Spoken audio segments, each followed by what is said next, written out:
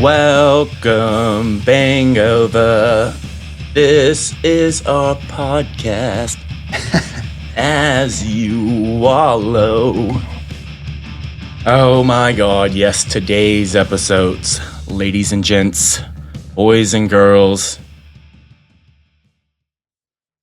is Alice in Chains Facelift. Debut.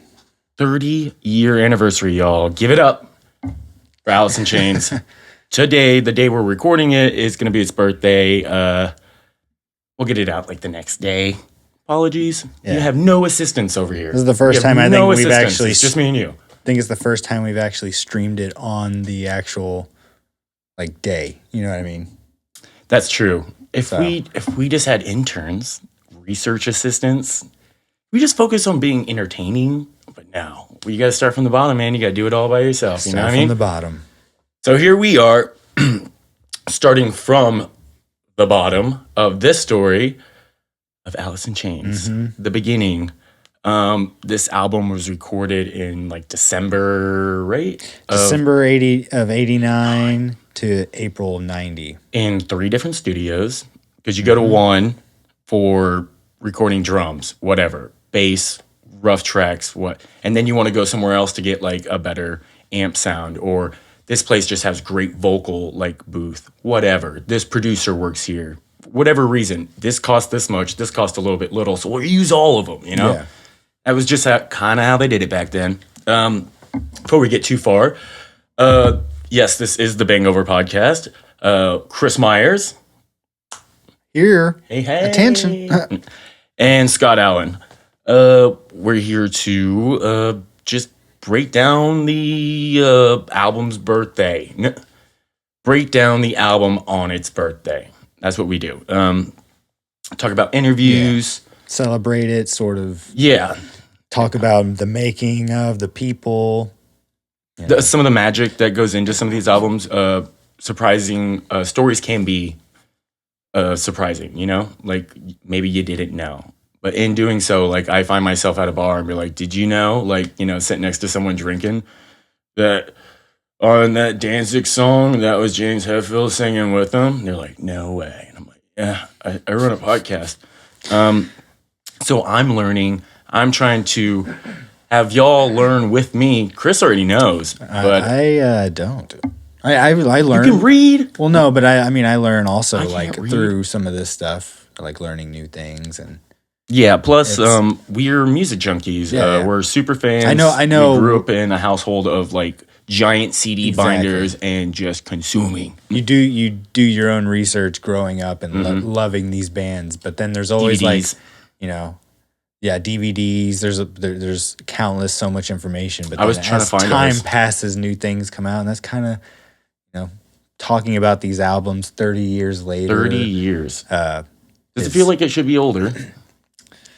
I mean, I don't know. I don't know if it's one of those things where it's like you feel old, where you're like, I can't believe it's that old, or if it's like maybe or that like 30 years is a long time, so it just feels like a long time when you just say 30.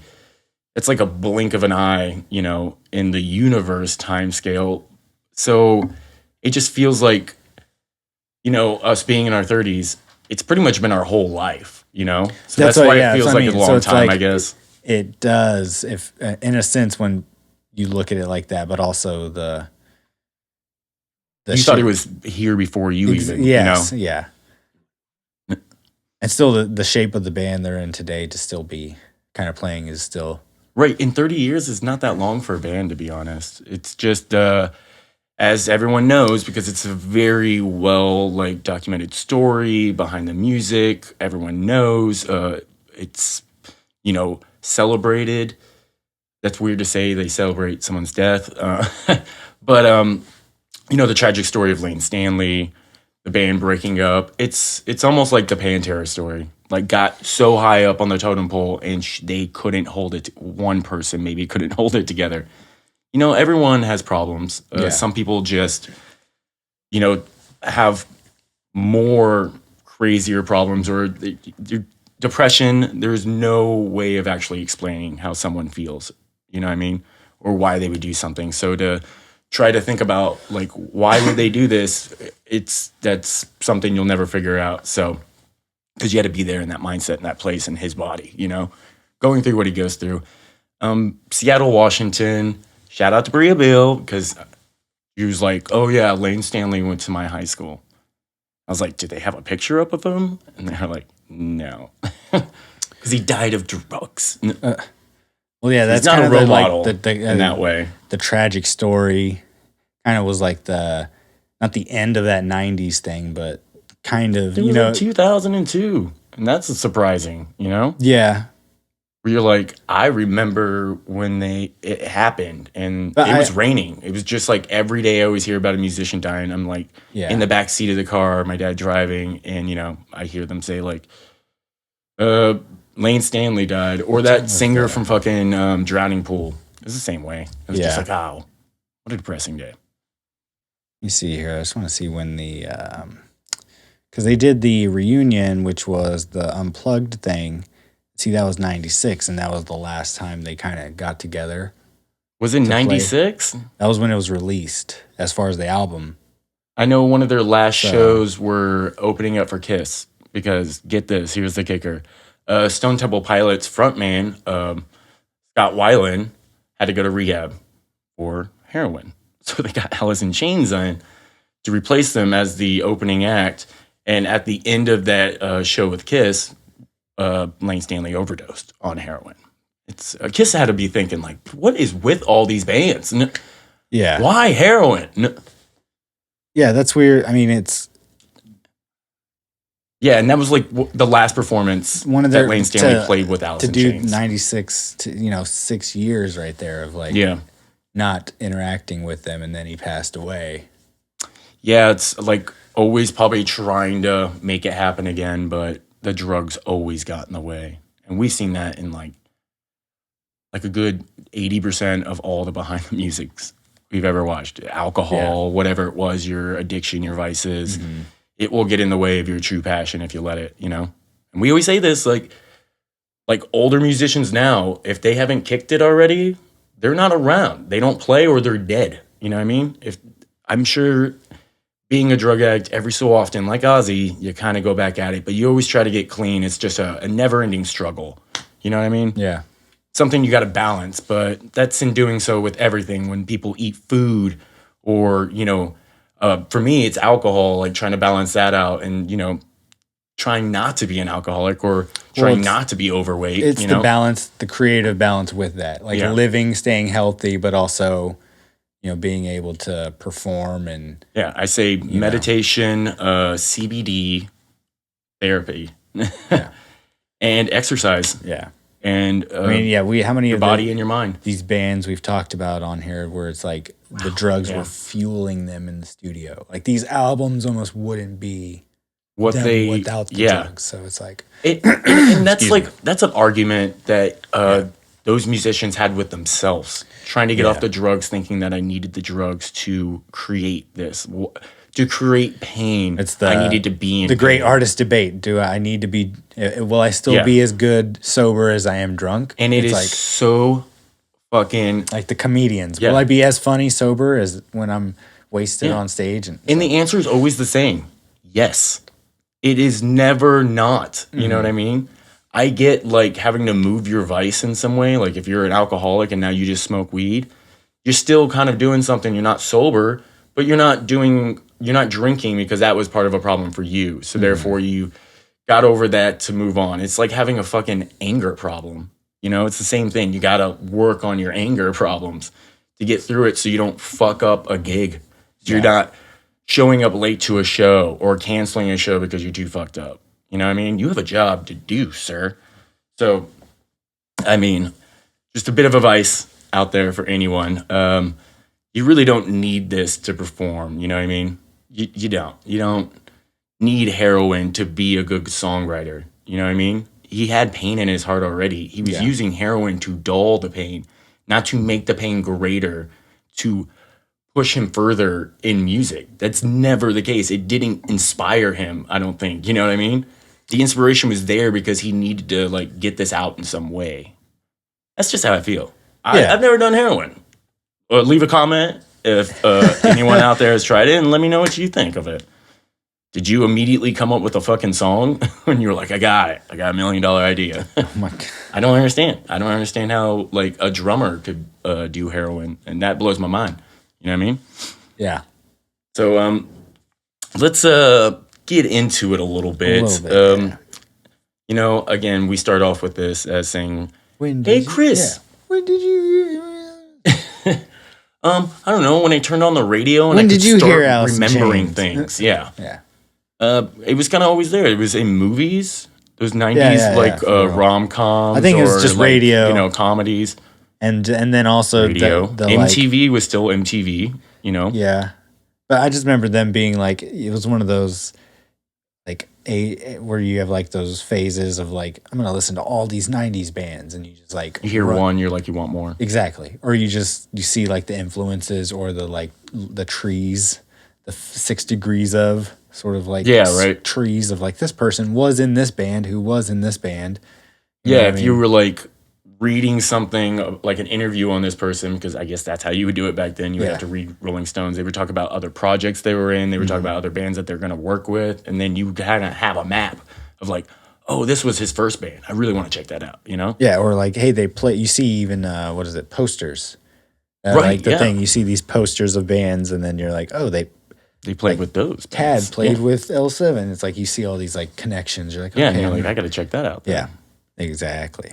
And we were kind of lucky when we were younger because the internet was a thing. It wasn't what it is now, but we were still able to look up stuff. Yeah, you could still download stuff. You could like still research in a sense things. And YouTube's been around for over 20 years, I believe. Yeah, it was prehistoric then, but yeah. Yeah, I remember going to it as a kid just to watch music videos, because music videos are my favorite thing.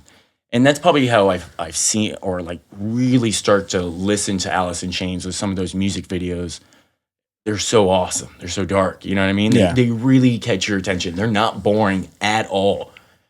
At all in any way. No. I really don't think. I like the darker side of things. I always have. I was a kid that loved horror and got into metal because of horror, you know? Because like metal's like the horror genre of music, if you will. And Alice in Chains, to me, I don't give a fuck about subgenres. It sounds like a metal band. You know what I mean? What is grunge? I have fucking no idea. Alice in Chains has always been that weird band, like in the grunge kind of, I guess it's genre, because they are dirty, and they do have like a speaking of Dirt, the album, but they have like they do have a dirt to their sound. It's grimy, but dark bluesy. That's what I was gonna say. I would think of them more as like, there's a song on this album that sounds like a country song almost. You know what I mean? They really do not like box themselves into that genre. Really, they like are very bluesy. He's playing Jerry Cantrell. All of his solos are like blues type licks, and like you know what I mean? Just really heavy rock and roll. Heavy metal, if you will, whatever you want to call it. You know what I mean? Yeah. But especially this album being at their debut, I think that it really shows that they haven't quite become that type of Alice in Chains, the heavy, the dirt Alice in Chains, the like sad sort of. This album, This album portrays a lot of it, though. Yeah, you get Man in the Box. Yes. You get We Die Young. Yes. Sea of Sorrows. That's the first 3 songs. Yes. They're all about Bleed something the Freak. pretty fucked up. There you go, Bleed the Freak. And Love, it just Hate, gets Love. worse. Yeah. Yes. But I think they're... All the way to what? What does it say? Sunshine. No, the last song. Real Thing. Real Thing. Heroin. The whole song's about heroin. Sexual chocolate, baby. I don't know why he says that at the end. But obviously, the real thing, heroin, he's talking about it the entire time in the song. It seems like it's 12 songs too. It's a he's for it being about his life. Debut album. It's really kind of like the other albums we've talked to, like or talked about, like other debut albums where it's like the band is you can see where they're going, you can hear it, but they're not there yet. The album's they're still not 100%. experimenting. Yeah. So like you still have what's that song? It was a real thing. It's one of the last 4 songs or something somewhere in there. It's the country-ish song. Maybe it's I Know Something. I think it's I Know Something. Hey, man, by the time you get to the end of this album, you're just like, I don't even know if I can go through with the rest. It gets, Well, it gets kind of wacky a little yeah, bit. it gets a little wacky. It's just, and it stays on like this dark mindset the entire time. So Yeah. someone like us, when we were listening to it for research purposes, it's like, oh, like I'm really, really listening to it, and everything is pretty sad. Besides for the last line, "Sexual chocolate, baby." I don't know why he says that, but I say it all the time ever since I fucking heard that song. Way back. Yeah. I think the alt metal thing is a pretty good subgenre to throw them in. You know what I mean? It's like, I mean, that's pretty much every alternative band is from alt rock to alt metal, depending on how heavy the guitar tone gets. that's what. Yeah, I think he does push it. Like they do push it when it comes to the yeah. heavy side, but then they also get kind of wacky too, like you're saying. So, because of his voice, he's not like a he's a singer. He's not a death metal sort of guy. It's not about like the intensity really. It's about The funniest part, the emotion, not the intensity. So it's like, Yeah, his whole background and like what he loved the most in starting off doing was glam metal. Loved it. The first band, Sleazy, they all just dressed up as drag queens, and then later they changed the name to Alice in Chains. So that album makes so. I mean that makes so much sense. Sleazy, You know what I mean? From like just changing a Gypsy band where Rose. like a bunch of people dress as women, to call it Alice in Chains. That's a great name. yeah, And then like it's not even that band from Sleazy to Alice in Chains was Alice in Chains. What it was hold on, let me see if I can get this right. Lane asked Jerry if he could play in his funk band with him. And in doing so, he would sing for Jerry Cantrell's band, which later they got that name from Sleazy to call it Alice in Chains. Yeah, so it was Jerry's band because he was already with the drummer and I believe Matt Starr as well. 2 R's, people. That were already in the band. They just needed a lead singer. And then I think he brings in the name because no one knows about the funk band anymore, and everything just got focused on Alice in Chains. Yeah. But he was like glam metal. He loved funk, and then it was probably the rest of the band that made everything really heavy. And when he comes in and puts his style on it, it's very unique. Yeah, he doesn't have a, it's got He's not it's a growling, it's a unique voice. He can actually sing. Exactly. So you have to create songs that like, and it's weird that Jerry sounds just like him. Like their voice sounds exactly like, and I don't know who had to imitate who to get those backup vocals like so close because, we've heard Jerry Cantrell like play an entire fucking set because Lane didn't fucking show up. You know what I mean? You watch the Unplugged. Yeah, he sings a lot. He sings a lot. Yeah. And knowing like what backup parts are actually his in the songs, you're like, oh, he's the one just saying that line. It's not even Lane. You can barely tell the difference between them. Perfect. So I'm curious on how they developed that style as being like lead guitar player, backup, and then lead singer, and how they combine to be like one unit. Because in this, it feels like they're brothers, right? This is not a brothers band, but they definitely felt like they had a bond that was a little bit closer. Well, the whole band had a huge bond, but like they had to line up with those vocal parts, So plus Jerry himself dabbled in a little bit of drugs, so they became friends in a different way. I really hope the drummer did. Fun fact already, I have that heavy metal book from like fucking, what was it, like whatever bookstore you bought it from back Is in it the that day. thick? Thick one. It was written like with Anthology Ronnie James. or something like that? Yeah, Ronnie James Dio's Book of Metal. Yeah. And in it, like it has in the back like top 10 greatest like heavy metal vocalists, blah blah blah, like all these top 10 things, and like top 10 heavy metal drummers of all time. Boom. This drummer. Yeah. Dude, I was gonna say, what's his name? Michael William? No. Sean Kenny. Sean Kenny. That dude. That was so off. William. Yeah, That's Mike? the new guy. No, that guy does tear it up. In that Unplugged Destroys video, he is like doing all the little percussion beats. What's that? What's the song that he starts and Yeah, I think it's off of Dude, I fucking hate Unplugged, but yeah. But yeah. That is an iconic drum. Like you watch what he's doing, it's so offbeat and like he's hitting little bells and shit, and it's like all in time. Like it is a pattern he's got, and you can hear the pattern, but it is not. It's completely original and like wow, that's unique. Yeah. It's different. They say like 5% of all songs, or maybe even less, start off with the drums, and those songs that do start off with drums, it's the best drum part you've ever heard. It has to be to start off with the drums. It has to be the best part.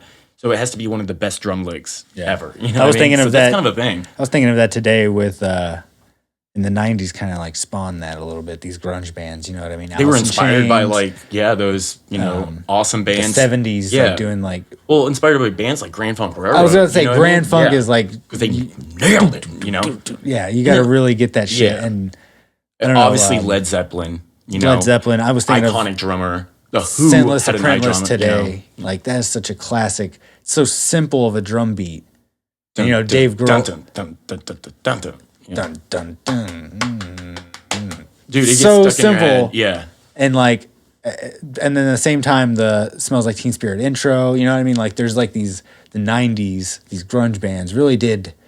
The drummers of these bands really did like take from the 70s, like you're saying, these like motifs of like, okay, we really need like a catchy these power players. Needs to be like a really catchy drum intro that's gonna like play through the song. It's not only like a funky intro, but it's actually the groove of the song. Yeah, it's like the best part. It's they always say like if you need a good drummer, you always get a metal drummer. So that's what everyone in this time frame did. Every band from, probably even the Screaming Trees all the way up to Alice in Chains. And in between, you can have Soundgarden, the fucking Melvins, Nirvana. All those drummers originally started off playing thrash metal, punk, or just metal. You know what I mean? All of them. Because, drummers and metal, you're able to be the biggest part, You're not like in rock and roll where they're like, can you just quiet down a little bit? Well, you're also not held back by speed or anything. In metal, and that's why I think why it's very wide open. It's very open when it comes to like you could be going really fast and then slow it down. It's like jazz. Whereas like maybe not other genres aren't as flexible like that. Where you're not supposed to go past a certain BPM because then it's like this is too fast a song. I can't dance to this. I need to dance, and it's like. Metal wasn't really designed to dance to, so that's why you're allowed to go super fucking fast. Because you're gonna use weird time signatures that your body is not. You're gonna look weird if you're working in nines, dude. Odd numbers, fucking. I don't know. I'm not a good dancer, so maybe odd numbers can work out. Fuck if I know, but normally they don't when it comes to dancing. I don't think any strip club is playing like Dillinger songs, just like fucking. No.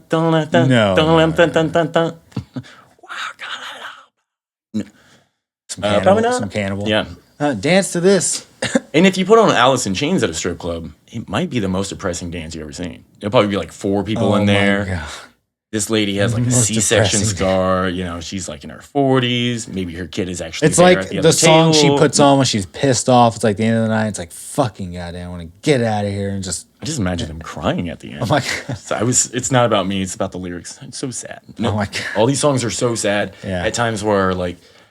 with a band like this, I always try to find their fun, wacky songs are my favorite. Like Nirvana, it's always the wackiest, weirdest songs that really were nothing more than just a song for a song's sake. It didn't have a message. It wasn't trying to say anything. And I'm not saying that's not important. It definitely is important because that's what makes this band hold up so well over time and can help someone get through a tough moment in their life. Like hearing Lane talk about his problems, you're like, doesn't sound as bad as his, you know? Or it's like you can just it helps you work through some shit, like a breakup, just being depressed, you know what I mean? But I just kind of like their funner songs because of that, because there's less of them, I guess, as well. It's they're a strange band in the sense of like their material is like you said, the subject matter is very sad. It's like very introspective and like, you know, this is how I'm feeling and like look at, you know, stuff like that, really thought provoking lyrics and stuff like that. But translating it to live, it's always been like they do become that fun band. You know what I mean? They're running around like watching this. Watching them in the older days like this, and then I've seen them once with the new iteration, and it was a really fun show. Like it sounded good because of like they're all really great musicians, obviously, but it for how dark, I guess, the subject, it's not like it's not like they're up there just like all being like all moody and depressed on stage, like, and not thrashing you can maybe like even, how they're playing right now. You can maybe even say like a Cure has some fun songs, but I could see how that argument too could be like, oh, I'm gonna go to a Cure set. That's gonna be pretty sad. they probably play songs a little bit faster. But that's what I'm saying. Different, add a little bit of emotion to it, bring up because you want to get the crowd moving. You don't want to be bumming everyone out, man. Exactly. You know what I mean? I think you run a weird line whenever you're an artist and you have to like do that. It's like I got to write a song that's really like deep, introspective, and like all my feelings and thoughts, but I don't want to alienate people when I play live. I don't want it to be some like moody, blues, coffee shop sort of thing. Everyone just at the end of a song. It's like, you want to like continue the momentum. So even if you do write a song that's like, I'm sad, you want it to be at least sort of Sea of Sorrows upbeat. Is probably the saddest. Probably about the saddest things, but it's my favorite song because I like it because it's so rock and roll, and there's so many parts in Seas of Sorrow where it's like, this is in my opinion, one of the greatest rock and roll songs ever written. It's so well structured. The 90s structure of it is really did that with like, the song structure writing, and then that creating the mood of like, we're going to write sad songs, Pearl Jam, Nirvana and stuff, but they're going to be like to the backdrop of like heavy, fun music. Heavy drums. Exactly. Yeah. So it's going to be like this new sort of era. Even Soundgarden, you know, it's the bands live and stuff have this intensity and are super fun and energetic. But they do have acoustic songs, and they do have, you know, like I'm thinking of like Sea of Sorrow starts with like an acoustic riff. It sounds like a country song when it first starts. That's what and then it kicks into like really bluesy, like backbeat, you know, rhythm. And then the rhythm just gets heavier and heavier with each like measure. Yeah. You know what I mean? They just keep adding something a little bit more. And that was the greatest part about that song, because you get to a point where it's just like, holy shit. And then they break it back down to where it's like, does this song have different like beats per minute? Like you start at this tempo, you like, that's so weird for a band to ever really do that. You know what I mean? I mean, Cannibal Corpse barely does it. If you really think about it, it's just like, if we were playing it this slow, we just have to double the time next time we come back around. Technically, it would be the same. Yeah. I mean, again, to the genre we're talking about, you do have the flexibility to go faster, slayer. You know what I mean? You could speed up your song a couple BPMs and nobody's going to give a shit. It's actually going to intensify it. The only problem or the only time it is a problem is in the studio, where you have to like control yourself playing under a click. Studio, it's like... when you're live, fucking go nuts. Yeah. You know? Studio, you know, that's the other thing where it's like recording and stuff. Always, not always, but, you know, a common thing is like the song sounds slower, or maybe it sounds faster. And it's like, because you play it with a much different intensity and like in the moment sort of feeling than or maybe you did like some cocaine and you're like 1, 2, 3, 4, and you're like, what are you doing? Like a listener who's not playing the guitar or playing said instrument or singing is just listening, so they don't. Of course, they're not going to notice unless they're like someone that is like they'll notice drastic, super but music it's like nerdy people, the super fans, other band people.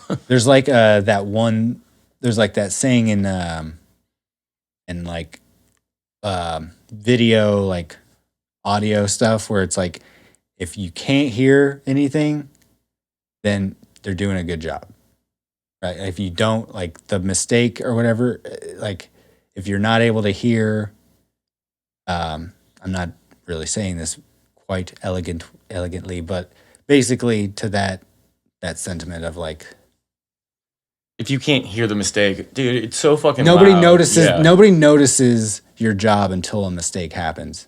Right. So it's like not, you could be doing the best job in the world and it's not. People always point out like riffs that stand out when Yes. someone plays that wrong, because you can notice that. But like in a verse, if a guitar player played a wrong note by accident, even one Yeah. of the greatest, you're not going to really notice. No, yeah. The drummer, he could hit something wrong, but Exactly. as long as it's on time, it doesn't really matter. Yeah, if he hit the If he wrong doesn't- tom or that whatever, doesn't mean shit, you know? It's yeah, he just has about, to be on the measure. yes, Yeah. coming back to the next part.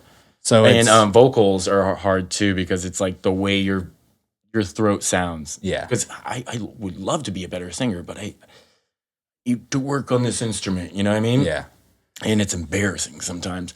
You've heard like people like Brian Johnson, and it's probably just on the last leg of the tour, and this is probably like when he's in his 50s, just like not quite nailing it, like the album. But can you really blame him? You know what I mean?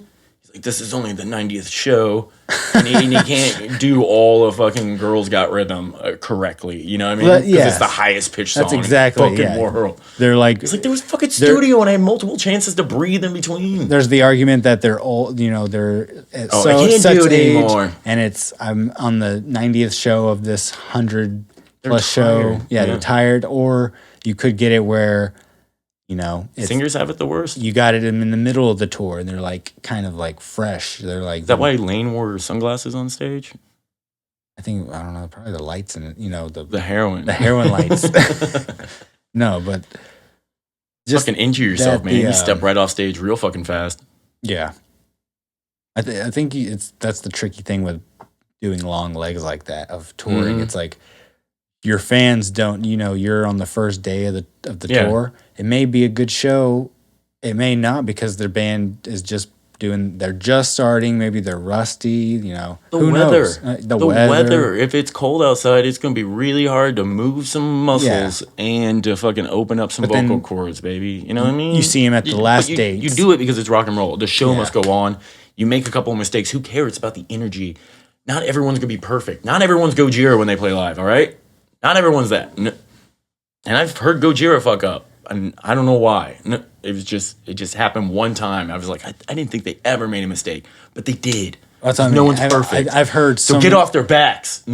Go listen to like any live album. It's very hard to like find one that doesn't have like a mistake, a single mistake, and then even if it doesn't, it's probably Maybe been some Pantera? like some Kiss 101? shit where it's like they went back and re-recorded it. You know? Oh, what so I mean? Kiss would do that? That's so what they would try did. to That get was the with best live with sound. like Alive. Yeah, Bullshit. they did. I think retract some stuff, or you know, that's bands notoriously do that where it's like Yeah, I went to go see them on their farewell tour in 2001. I think Alive was pretty That was much tracked. full of shit as well. But there was, I can't remember the story with it. There isn't, I think that's a notorious one, but, you know, I'm sure we'll hear in the comments. That's all they fucking tried to do. Kiss was just all trying to get that live sound because recording in the studio did not match what they could do live because of the Exactly, intensity. And they just weren't there technology-wise to record what they were going for, which in my mind, it was probably, they were like, we want to be more metal, you know? But not knowing how to say that or really reflect this, they're just like, more of this, more. And they were like, dude, it will start clipping. You cannot do that. It's hitting the red. You know, we're not putting that shit out on our labels. Whatever it might be, you know, old school rules and shit. But do you want to get into a little bit of the studio stuff, or should we go over to the lyrics? We'll take let's do the lyrics and then we'll break down the studio and give some last thoughts. Okay. All right. So here's Bria Beal reading some very dark. And we'll be right back, whoever's watching, if there's anyone watching. Take a quick break. I see something. I see some stuff moving. See some stuff moving. See some stuff. All right. Thanks, y'all. Be back. Hello, Bria Beal. Hello.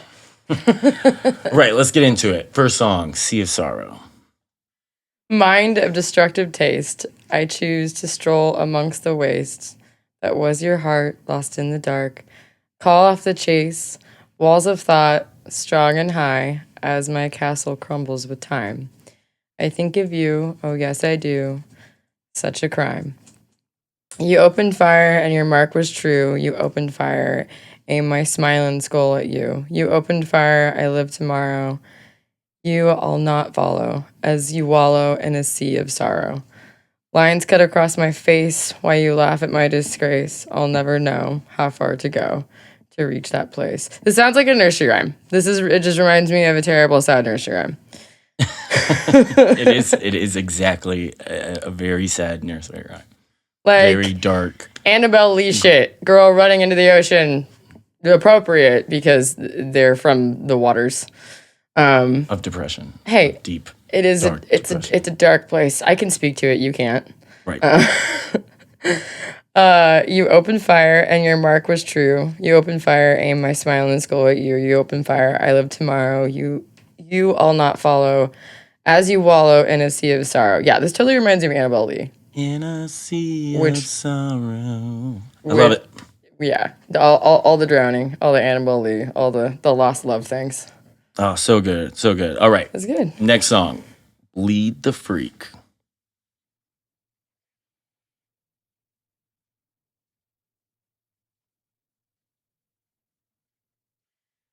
My cup runneth over like blood from a stone. These stand for me. Name your God and bleed the freak. I like to see how you all would bleed for me. When the pig runs slower, let the arrow fly. When the sin lies bolder, I'll pluck out thine eye. That's very Shakespearean. It's funny because, like, when I read that line about the arrow, it reminds me of Hamlet, and then the thine eye is very, yeah. These stand for me. Name your God and bleed the freak. I like to see how you all would bleed for me. If you scorn my lover, Satan got your thigh. If you steal and hunger, I will kick you when you try. These stand for me, name your God and bleed the freak. I like to see how you all would bleed for me. All these things that you've done for me have left me so fucking tired. I'm not saying that you haven't done a lot of good, but if there's one thing you can do, you can bleed for me. Bleed for me. These stand for me, name your God and bleed the freak. I like to see how you all would bleed for me. And then he says it again. That whole thing over again. Well, after hearing that, I know why it was a single. Damn. That was deep. He's angry. He's an angry human. He had a lot to say. That wasn't a lot. That was pretty much one message. With the music behind it, it had so much more in it. Oh, I'm sure. Yeah. The words are simplistic and meaningful, though, at the same time. But yes, the message is clear. And very well written. Yeah, sure. All right. All right, next song. Real Thing. I messed around as a little boy. I grew up and made the blade my new toy. Friends said, boy, with what you screwing around, I said. Don't concern yourselves and just give me another blast. Yeah. Under the hill with just a few notches on my belt. Take it away. Don't want no more. Even if you say just one more, I won't leave you alone. I grew up, went into rehab. You know the doctors never did me no good. They said, son, you're going to be a new man. I said, thank you very much. And can I borrow $50? Yeah. This is, oh my God. Under the hill with just a few notches on my belt. Take it away. Take is spelled with 2 A's. Take it away. Don't want no more. Even if you say just one more, I won't leave you alone. Because I'm going down the steps on a white line. Going down the steps on a white line. Going down the steps on a white line. Straight to nowhere. I messed around as a little boy. I grew up, made the blade my new toy. Friend said, boy, what you fucking around? I said, oh my God, and here we go again. Yeah. Under the hill with just a few notches on my belt. Take it away. Don't want no more. Even if you say just one more. I hate this. I fucking hate this. It's a tongue twister. It's not that it's a tongue twister. It's just so simplistically boring to me. Like, I don't know. It's but this is coming from a very deep place. And sure. It almost sounds like you're just reading a passage. Okay, wait, hold on. I just saw. Okay, so he says this whole thing again. Even if you say just one more time, I won't leave you alone. Because I'm going down the steps on a white line. Down the steps on a white line. Going down the steps on a white line. Straight to nowhere. Follow me down, sexual chocolate baby. Where the fuck is that? That's what I don't. I've been asking that for years, but I love that line. Sexual chocolate, baby. That doesn't make any sense. Down. Whatsoever. That's just what he says at the end of it? Sure. Well, yeah. No, obviously. Song's Really? about Is it heroin. at the end? Is it at the end of the Maybe. song? Yeah, it's Maybe. obviously at the end of the song. Maybe But it's slang for heroin. We're getting I all don't think it's slang sleushed. for heroin. I think that he wrote this when he was fucking fucked up and was like, sure, let's keep it. I can't remember who wrote what, but it was mainly Jerry that wrote everything. Lane just wrote the real depressing songs, like this one. Not depressing, about it's his just life. stupid. It's not written like, okay, I'm being an asshole. It's just, Yeah. I don't care though. Guy's dead. Guy went to my high school. Did you say that earlier? Please remind everyone where you're from. The great One more Pacific Northwest. But yeah, no, he actually, well, what was cool was like, okay, so whenever we talk about Nirvana, they're from Aberdeen, which is like way south of me. Right. But Wayne Staley actually grew up very, very close to where I am from, which is Edmonds, Washington, and that's just north of Seattle. And he did go to Meadowdale for a little bit, which is the high school that I went to. Must be honored. I'm not. I don't give a shit because of shit like this, because he's a terrible writer. Oh, he's the best. He's one of the legendary rock stars. Sure, they were great. Yay, jerk off. All right, and that was the lyric segment with Bria Bill. Thanks, Bria. You're welcome. Okay, bye. And we're back. Wasn't that fun? That was fun. Thanks, Bria. You know, her being from Seattle, she knows more about what those lyrics probably mean than anyone. I don't know. It just seems like a gray, dark, depressing place. No. Don't tell her I said that. Let's get into some of the production of this. Who is our producer? So, Who made some of this magic happen? Dave Jordan. Dave Jordan. And the label is Columbia. He just got signed to Columbia the year prior, I believe. And then, like, hey, go in there and fucking record. 4 singles from the debut album, which is pretty good. I mean, And it's not the 4 I would pick, but I mean, Man in the Box, obviously. Yeah. We Die Young will just get stuck in your fucking head. yeah. What's that other one? Bleed the Freak It's fine. No. and Sea of Sorrow. Oh, well then, yeah. Definitely Sea of Sorrow. Bleed the Freak. I think I've just heard it too many times. We have a radio station here in Austin that just loves playing this in Nirvana, like, all the time. But what's some of the other things that this guy has done as well? I was curious. Dave Jordan. Dave Jordan. So His face. Yeah, I was gonna say this guy is somebody we've seen before. He's I don't know what we were actually talking about that he came up looking up Anthrax stuff. I don't know. But yeah, so he's done a lot of stuff. He's worked with Talking Heads, Frank Zappa, Mick Jagger, The Stones. He's produced and mixed Anthrax, The Offspring, Meat Puppets, Social Distortion, Chili Peppers, so a bunch of those 90s bands right Put him on the list. Yep. Not put him on the list. Legendary fucking producers. Yeah. The unsung heroes. Yeah. I say that when these people have like a whole fucking shelf in their house just filled with awards, probably. Yeah. Grammys out the ass. So yeah, let's see. When it goes to the recording studio, it's a London Bridge Studios in Seattle and Capitol Recording Studios in Hollywood. The one in Seattle, London Bridge, they've done some Soundgarden stuff, Temple of the Dog, Pearl Jam, basically a lot of these Just all those bands. these Seattle bands, you know what I mean?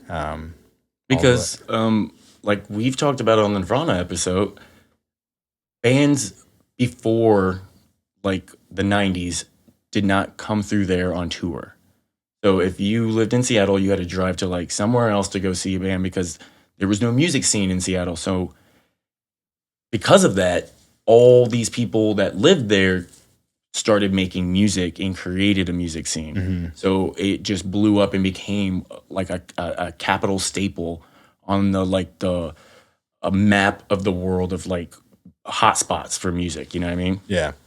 And the studio was highly regarded because they had a really good console board and a bunch of mics and outboard gear. So they had a big collection of stuff to just play with. And It sounds so good, this album. For a debut album, it's like, wow. And 30 years after, I don't know if I listened to a remastered version, but it sounds great.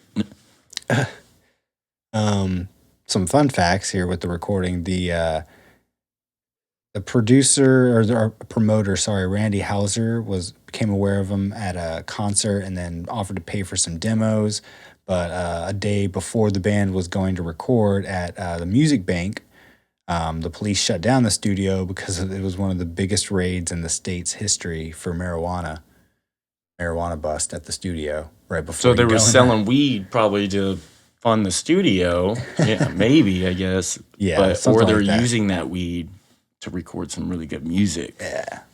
But either way, so that kind of sucks for the band. You're about to go and then the studio gets busted. Well, at least it's not their fault. No. Yeah. They finally were able to record a demo. The Treehouse tapes found its way to Kelly Curtis, Susan Silver, who they're managers, and they also manage Soundgarden. So it's kind of ironic right there.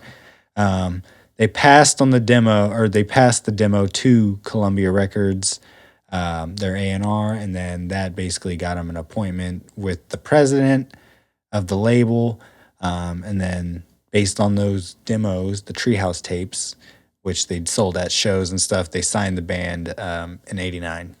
How great do you think it was for that record executive to come in there and be like, I got something for you to hear. Yeah. And just slide in that tape and just fucking crank the knob. Just must have been super sexy.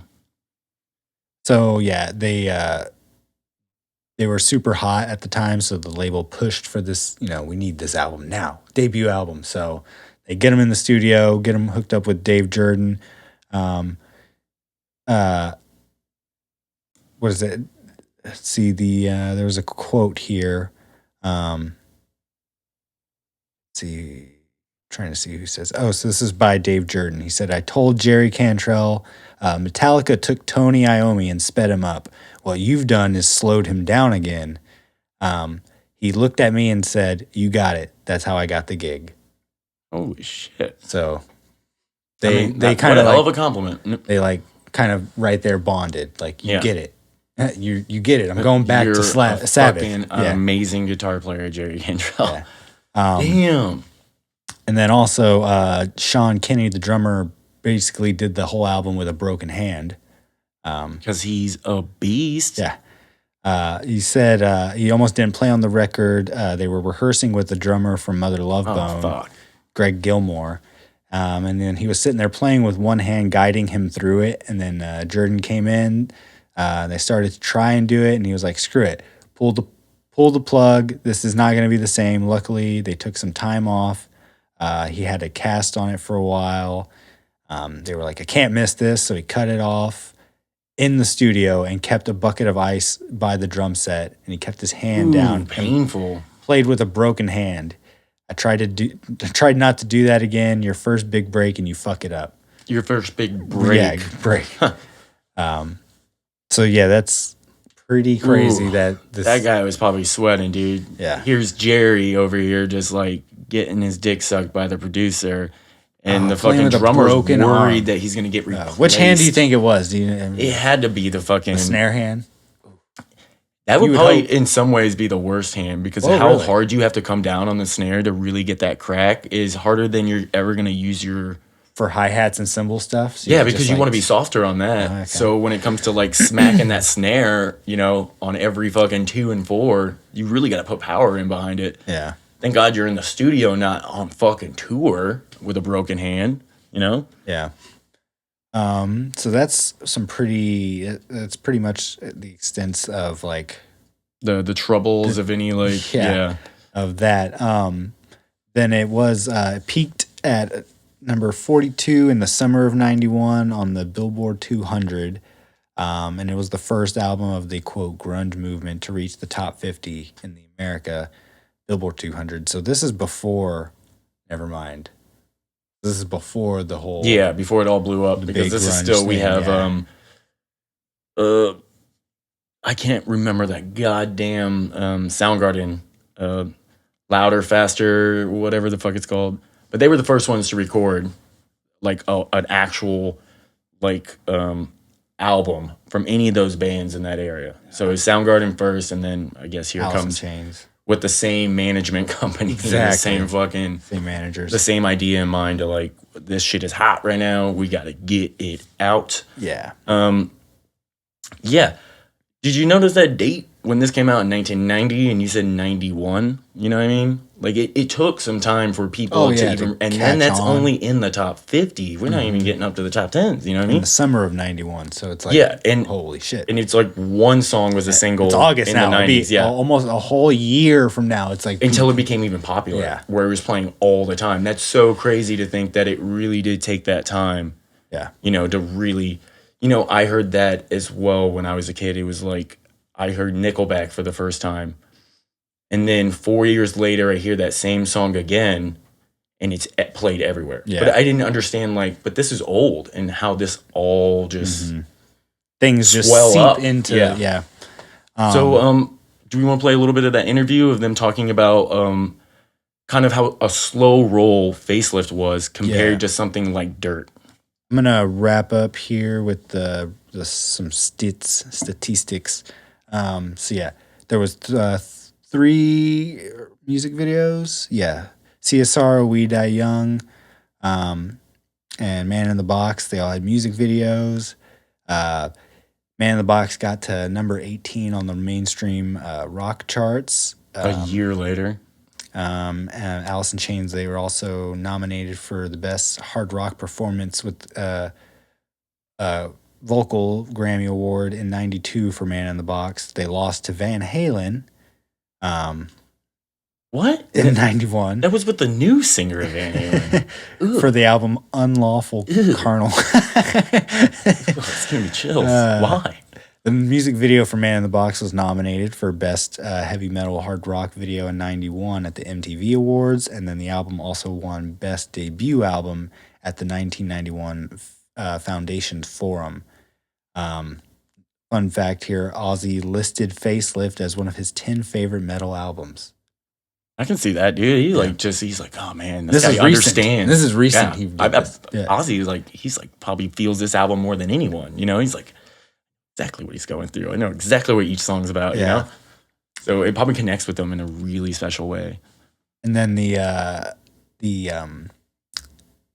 album ranked number 14 on Rolling Stone's 50 Greatest Grunge Albums list. Kim Thale, who also is the lead guitarist in Soundgarden, also picked Facelift as one of his favorite grunge albums. So it is a staple. It is, sort of commercial success, success within the genre itself. Like everyone, all their peers love it. People still love it, yeah. and it might be, or it is argued that it's better than Dirt in some ways. Yeah. Me, I'm more on the Dirt side. I just think because they got the ball moving, really started going, everything started moving, and so they knew what they wanted to do on the second one, probably more so than the first one. Because we were just listening to it, and how if you halfway through this album, it almost feels like a completely different album. Yeah, it's like There's two little albums, staples. Yeah, it's a little stapled. But this is still during the A-side, B-side days, so it makes sense. Yeah. So we're going to get to that interview, which was this one here. This was recorded in '93, but they talk about the vast difference in the response that they have with their album Dirt at the time, and how crazy it is compared to what, their first album and what the response was from Facelift. Just take it away. Yeah. We didn't expect, to chart where we did. We thought maybe we'd chart way down at the bottom, and climb build up, kind of like we did with the first record. So to be in the top 10 right away was something we really didn't think was going to be that accessible or that accepted. It was really a shock. Well, by the end of Facelift, though, actually, I actually had some pretty good hopes for the album, but definitely surpassed what we even thought. But just for the fact alone that Facelift did what it did, even though it took a long time to do it, which was cool. It was totally cool the way it happened. I figured all those people would be there. I mean, the people who bought the album and didn't return it, which fortunately was not too many people. I figured they'd be there for the next listen.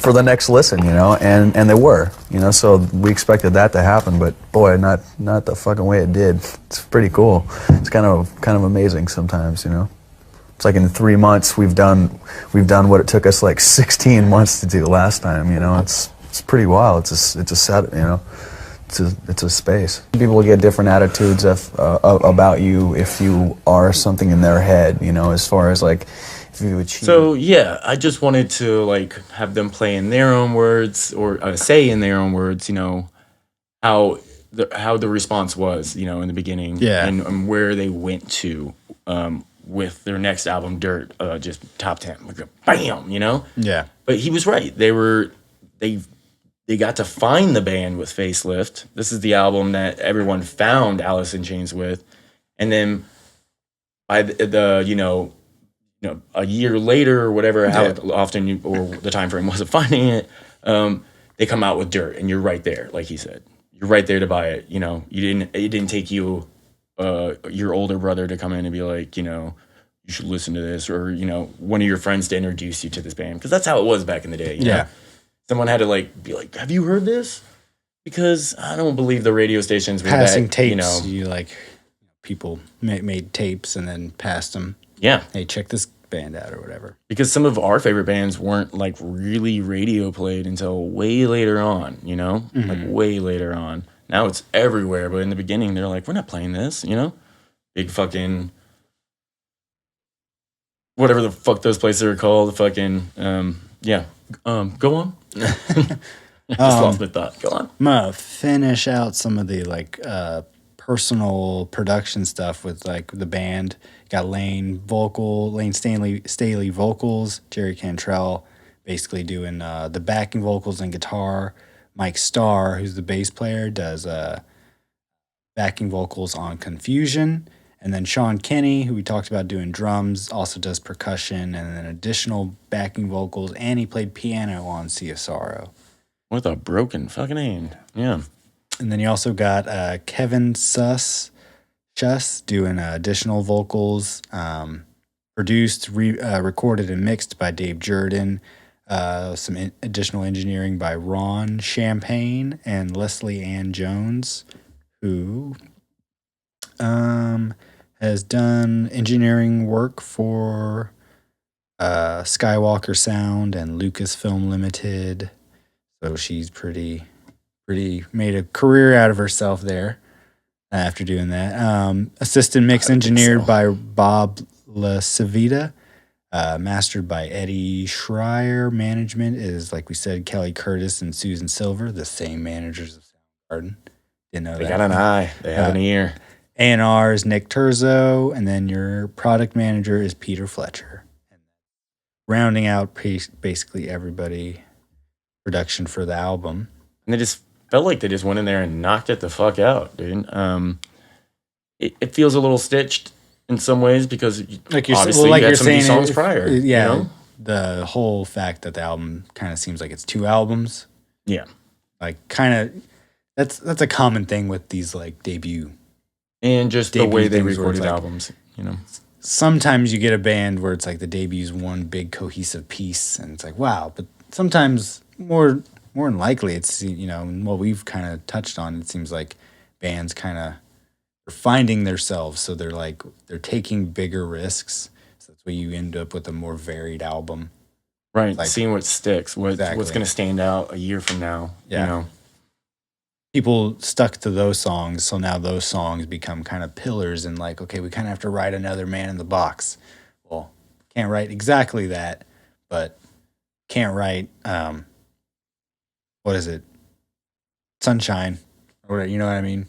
They just had to like throw that title in there to lighten shit up, didn't they? Or is it Put You Down? What's the country one we were saying? I think it's Sunshine. The one right after It Ain't Like That. It's Sunshine or the next song. Huh. Well, Put You Down. Yeah, I believe Yeah, it was that. one of those, but it just you get a totally that and Man in the Box are two totally, and then that funk song.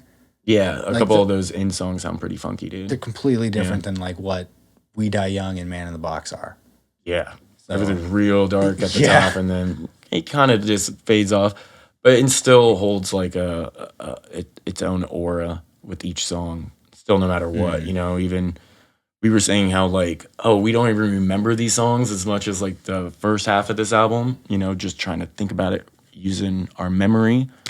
But as soon as the song gets going, you hear Lane sing, you automatically, it starts to click. You're like, I do know this song, you know? Yeah. And it takes until he starts singing for it to click in, and that just goes to show like how good of a singer he actually was. And it's weird, he didn't even start off singing, started off playing drums. It's not weird because that's actually very common as well. A lot of lead singers start off playing drums. Yeah. Drums and vocals just go hand in hand. It's all about the timing and the placement. So they need each other. Yeah. One last sort of song that didn't make it was Killing Yourself, which was recorded during the Facelift sessions, but it's a B-side on the We Die Young vinyl single, and it's never been issued on CD. So I wonder how, I guess digitally you can go find the single I don't know, but I don't think I've ever heard that song unless it's. I'm curious. Yeah.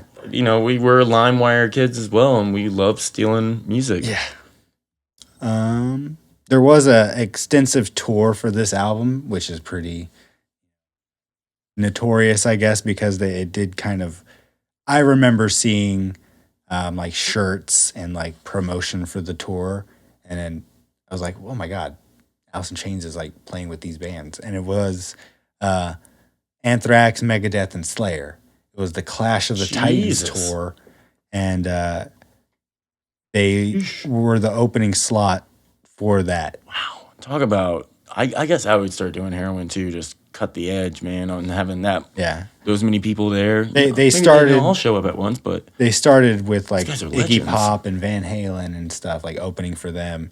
But yeah, in early '91, they landed the opening slot for Clash of the Titans. and that's all arenas. Now all that is arena after arena. That is Yeah. no small venue. And apparently there were some hostile audiences. Yeah.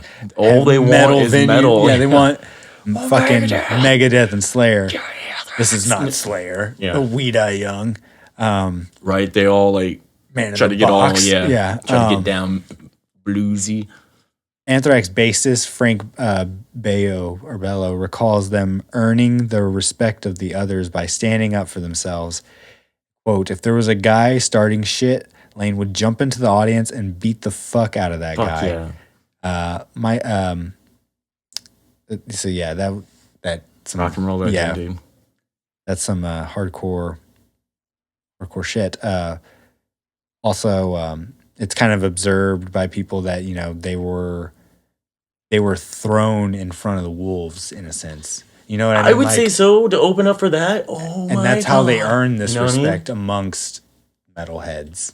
You know what I mean? Yeah, we heard Demi Bogear get destroyed at Ozfest opening up for Slayer.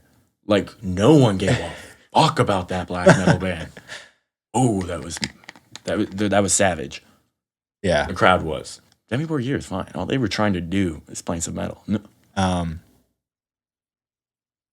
Yeah, so they were getting booed at, and you know what I mean? It's just Yep. it's hostile audiences you're being thrown in front But of. yeah, you really you prove yourself. But you do, if you stick out and hold through it, people in those bands get your respect, and thus, dude. if Slayer respects you, then Yeah. you're like, who? And back then, that was a respect I want. Nowadays, I couldn't give a shit if Metallica or Slayer respected me because they are problematic when it comes to saying stuff out loud during interviews and tweets and God damn you, social media. We just learned too much about some people and it kind of ruined it for us. Yeah. Not everyone's Tom Hanks. You know what I mean? Not everyone's the nicest guy you ever met, or your Dave Grohl, if you will. Anything else? We got that one more interview, I think, right? This is the band talking about. And you want to start this one from the beginning? Oh, okay. This is Kind of them. like, What? This is "Oh." them doing what again? So this is was originally aired in 2009, and it was done on, I believe that show was on VH1. It's called Headbangers Ball. Sound No, Off. No, it's called Sound Off. That guy was on Headbangers Ball though, wasn't he? I don't think so, but dude, anytime anyone's talking about music on VH1 or MTV, it might be you okay. just see this fuck. And his name is Matt. What's that say right there? I can't. Too far. It's at the bottom of the page. Penfield. Matt Penfield. Matt Pinfield. You know the voice. You've seen him talk about music. I think this is VH1. It's Access TV. I don't know what that is. but Okay, I'm gonna shut up because I don't know where it came I from. don't know what that is, but It's just the band in 2009 talking about, moving forward after Lane's death and how they had to process it and get through it 7 years later. And it goes a little bit further. If you want to find this, just type in Alice in Chains interviews, and it's one of those things that kind of pop up first because it's not too long ago, if you will, when this was put out, because Chris will talk about it, going to see him on tour, the new lead singer and all that shit after this interview is done. Okay, go. You see so many people, including yourselves, wanted to see Alice have the opportunity to go on, and it was just, I know, so rough with Lane's addiction, and just hoping that he would, get better and find help. And that's always a really difficult thing, because when you love somebody, it's not, you can't necessarily force anybody to make certain changes in their lives. But it doesn't make it any easier when you go through the loss of someone. And for you guys, I mean, how did you deal with your grieving at that point? I mean, when you found out that we had lost Lane, what was that like for the three of you guys? I started smoking. I never smoked for like 35 years, and I started smoking that day, man. I was like, Yeah, my record actually came out. Was coming out that week, and we got the news. And I mean, the thing is, it's like, when you're inside that sort of a wild ride, which we were on, and it's everything is going by so fast, and you pick up some bad habits sometimes to deal with things, myself included, and that's down the road with enough use ends up killing you, or sapping the soul out of you, and unfortunately we lost him, and it's something that was for me, it was crushing. It was crushing, not only to stop right at the peak of the band, pretty much. I mean, we were ready to maybe hit another echelon there, I think, artistically, but personally, it was we lost our best buddy and our best friend, so that's a lot to go through, and it's an experience that everybody goes through in life. It's not unique to us, and so I guess how you decide to pick up and move on and live your life after that is as important, if not more important, than what you did before. So that's why I mean, it took a few years for this even to be an okay thing to think about or talk about to come into existence. And I mean, to be plugged back in with the guys, for me, it's like being reunited with your family, and on a much more intimate level. You know what I mean? We all have different lives and we all live in different places and stuff like that. But it's so nice because it's something that's missing. And to be plugged back into that is an amazing thing for me. And to have learned a lot about. So you can kind of addiction. see, or you can hear. I'm so sorry, folks, because you're not watching. We were watching, and I apologize to everyone on the live stream. My battery's low, anyways. Our live stream is done, but it's okay. It's okay. Okay. But yeah, for me, this album's a little. It touches me in a weird place as well, because when I first started playing music, I first really started listening to Alice in Chains or anything was when I started playing drums, living out in the country here in Texas, and meet my friend West, and we just played every day because there was nothing to do than that. And we used to cover Alice in Chains songs all the time. I thought he sounded just like him when he sung.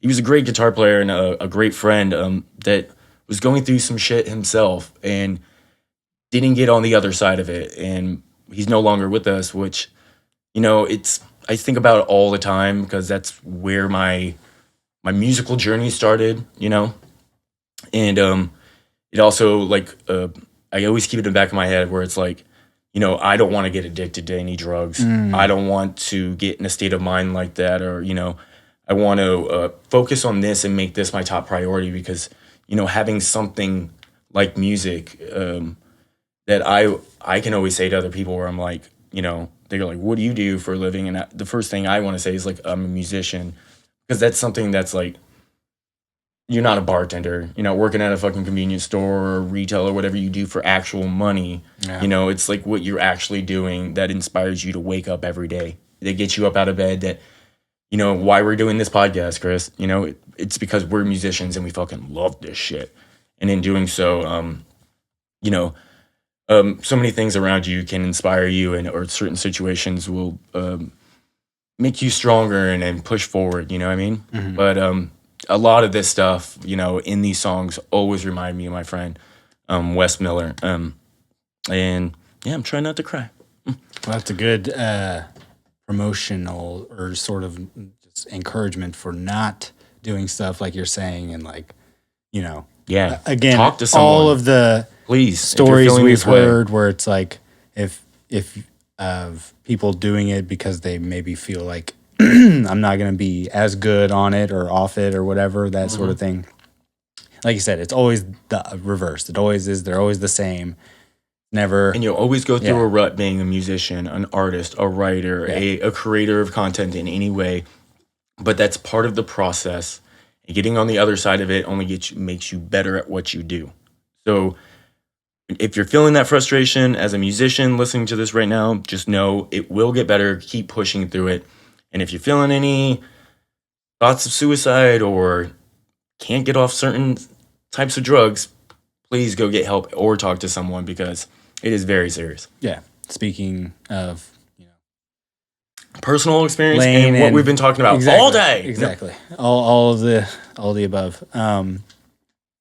It's the album is definitely, just to wrap up my my sort of final thoughts. Jerry Springer, why don't you just pull that mic off, walk over to the crowd, over to your final My thoughts? final thoughts.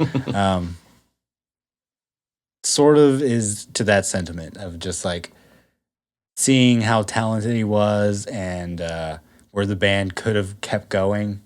They're still around today, and they found another singer, and they've started putting out new music, and they have their own success that was built on this previous success, but they've also now, I think, have just They've pulled the Back in Black card. I think they have just as many albums with the new singer as Lane. So at this point, it's who's to argue what the band is, you Right. know? And 30 years is not that old for a Exactly. band. They pulled And why hang it up? an AC/DC sort of card. Yeah, or, pull the Back in Black. Yeah, it's like we're just as good now as we were. The new singer is not trying to replicate him. He's not. They're writing He's a great singer. similar songs. What's his name, by the way? William Duvall. God, fucking fantastic. Check him out on Giraffe Tongue Orchestra as well, which is a super group from Ben. Yes. Whoever his last name is from Dillinger Yes. Escape Plan. It is nuts. So yeah, I mean, he kind of filled this gap. And again, we also talked about how Lane was a big singer, or not Lane. Jerry was a big singer. Yeah, in he the band. sung a lot. He wrote a lot of the lyrics. You Most go of the see time him it was now. his lyrics. He you know what I still mean? is singing a lot. William is just doing like backing guitar some of the songs. Like it's just Jerry that sings some songs. So it's like, the argument could be Alice in Chains could have continued without a singer. Yeah, but you need someone on certain songs to really Yeah. hit certain notes. Why they play these sometimes tricky riffs. But maybe that's you know? why Alice in Chains was more than just this one person. Even though he is like Right. a big staple, a big sound But and the creative drummer's thing. well known. The bass player is known Yeah. by name. Jerry Cantrell obviously is Yeah. known by name. One of the top 100 greatest guitar players. Yeah. So, you know what I mean? All these people are known for being badasses, and it's not Mm-hmm. just, Lane Stanley's Alice in Chains. So yeah, that's kind of what the album leaves me thinking is like, man, the band started at such a weird, wacky state, diverse, sort of still finding themselves young. You know what I mean? Yeah. And then Crossing different genres of music to Yeah. create something new as well. you listen to him now, and it's like very matured sound as far as like it's tailored, like it's really fine. You know what I Right. mean? They've obviously grown and learned, and you Yeah. can hear it in like not just the production, because like we said, this album was done at a great studio with great equipment, so you can literally hear it in the musicianship from like this album to their newest one, which I think is you can't even listen to this album at full blast, dude, from like a Spotify play. You know? Yeah. It's like, ooh, this is fucking loud, dude. Yeah, I think they Rainier Fog. I think that's the newest. Not album. Rainier. Yeah, Rainier Fog, which is the mountain that is in Washington. If Brie was here, she would be staring at me real hard and be like, "You don't know what you're talking about." But she talks about it all the time. Mount Rainier. It's just a mountain in Washington where the band started like next to. That's what they were saying. As far as studio albums, they have just as many studio albums with the new singer as Lane. When was the last one out? The newest one? Yeah. 2018. So they're probably going to be putting out one soon. Yeah. Yeah. Maybe another year or so. But I mean, it seems like everyone's in quarantine, so we're working on music. Everyone is. You know what I mean? It seems like they have a 4 or 5 year gap between albums. It's usually what it is nowadays. Oh. But because of the quarantine, everyone's having yeah. it out of downtown. So, you want to get on a little fun facts to Some wrap this fun- up? So there was one thing I missed, which was the album is certified 2 times platinum with 2 million sales. Damn. Yeah, That's a pretty good debut album. pretty good. That's pretty good. Sorry, I paused there for so long. Yeah, I just had to like Sorry. process. No, of course. I'm surprised it's not more, to be honest. More With yeah. time. I mean, with time, I think just now like, that it's 30 years, it'll probably get another push It social has- media wise, and a whole another group of young folks will find this, hopefully, because of its 30-year anniversary, and it's going to be talked about quite a bit, you know? Yeah. I'm gonna throw out there Dave Jordan being actually no, I'm gonna say Sean Kinney. I'm gonna throw it to this guy playing with a broken hand. VIP. MVP. MVP. He is a VIP in my book, but no. MVP Sean Kinney, drummer, broken hand, arm. What? Sounds amazing. I don't hear I any didn't even know. mistakes. What? Yeah. I didn't even know. I wonder if it really affected like what he did on the drums and he had to change shit up. But, you know, if I ever get to interview him, I'll ask. So my little fun facts, or I don't know if this first one is very fun. Lane Stanley grew up with just pretty much his mom because his dad just took off when he was younger. Classic story about a deadbeat dad. But later, his dad saw him in a rock and roll magazine and then reconnected with Lane Stanley. This whole classic story is like, now you're rich and successful, and now I want to be around. Now I want to be in your life. Go fuck yourself. But his dad was a junkie as well, and for in pastime to catch up, you know, father son, they started doing drugs together. So it's not really a fun fact. It is a fact. That is a fact. Right. I said a few of these things already, so I'm just gonna skip through them. This whole page. We talked about the Man in the Box music video, right? I began as single, whatever. Everyone always talks about the guy in the music video with the eyes sewn shut. It's been on T-shirts. It's kind of like their Eddie in a way. And I say that because Lane Stanley had a tattoo of that on his back before they filmed that music video. Oh. Yeah, but no one... It's not like he ever said it was put together and that's what it was, or he got this... It was probably a depressing reason why he got a tattoo. Never mind, I'm going to move on. Always a depressing reason with these heroin addicts. In 1996, they kicked off Ozzy's tour for when he was doing No More Tears, or maybe it was a little earlier. Maybe No More Tears was like... No, it's 96, right? Yeah, it had to be. He was like 18, Zach Wilder. Little baby Zach Wilder. But weeks before going on tour, Lane Stanley, probably doing drugs, was on an ATV, got in an accident, and broke his foot. So the whole time he was on crutches. Yeah. Whole fucking time. That's when you just lean on the mic stand. We've seen a lot of those clips. Even That's what I'm saying. Right now, look at him. Does he have a crutch? He could be. You don't know. I remember seeing clips of him like on whole, crutches. yeah, just like actual crutches. Mad Season wasn't actually the band's first name. That's another fun fact. Yeah, I remember that. That name yeah, the floating Gacy around. Bunch was what it was supposed to be called. Taking Wayne Gacy and the Brady Bunch and putting it together. You know, the serial killer Wayne Gacy. I said that Lane Stanley's last show was that Kiss show, which was crazy because when I was looking for interviews, I found a bunch of them like talking before or like at the very first leg of the tour. Like all these interviews with, Alice in Chains, and they were talking about like the drummer just bought like a bunch of Kiss merch, and he was like, "I got all this," because they were like fucking super fans. Like who's not a fan? The Kiss at the time, yeah. Yeah, you grew up listening to it in the '70s, painting your face like them every day because every day is Halloween. So I already said that. One of Lane Stanley's last interviews, he talks about how he feels like his time is short. Yeah, and that he feels like any day now that he's just going to pass away. And it was literally like months later.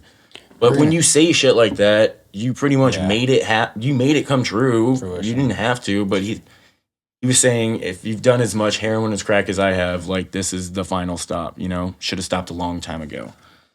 And another fun fact, remember the band that was in The Faculty, the movie? They cover a Pink Floyd song. It was like pretty much Rage Against the Machine and fucking Lane Stanley. Remember they had a music video for it? No? I forget what the name of that band is. Shit, not a really good fun fact. But in the music video, Lane Stanley's all like just shrouded in like darkness. Is because his teeth are like so fucked up at this point. I was gonna say these are a bunch of sad facts. These are retitled the Alice in Chains episode to sad episode. Yeah, and then the next one's not better. Mike Starr was the last one to see him the day before he passed away, which was his birthday, and they got in a huge fight, and then he walked out, and Lane was chasing him and saying, "Please don't let it leave this way." Yeah, another sad fact. I'm gonna pull that here. Wow.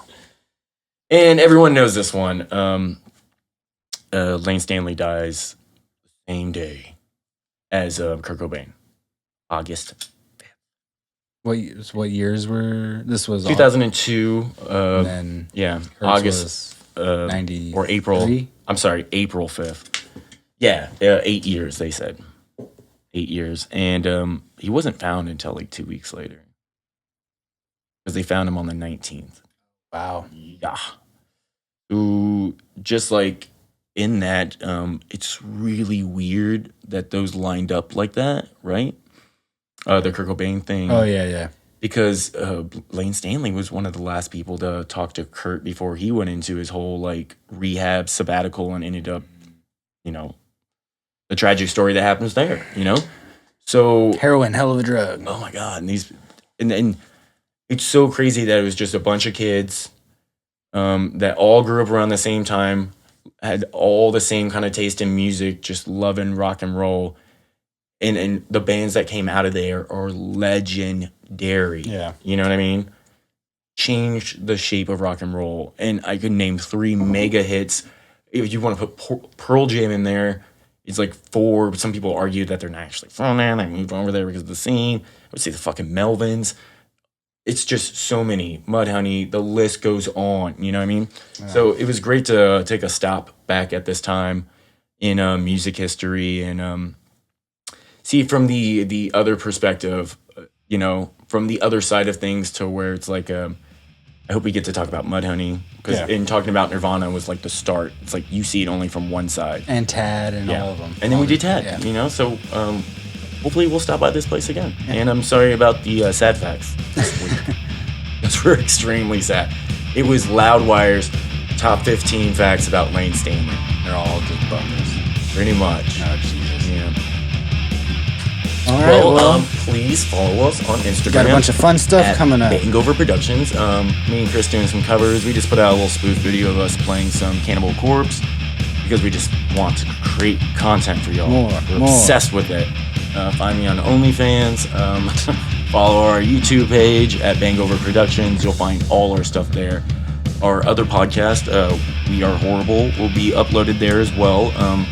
And plus a lot of live videos that we recorded prior to the whole quarantine. So if you have an itch for some live music, Just put a Clatter video up. there's some good ones, you know. Clatter, there's Cortez Taverner, was before Cortez, yeah. Our band, but you can skim through that one. There's some songs that didn't work out. Yes. Until the next episode, y'all. Thank you for joining me. And don't do drugs. No drugs.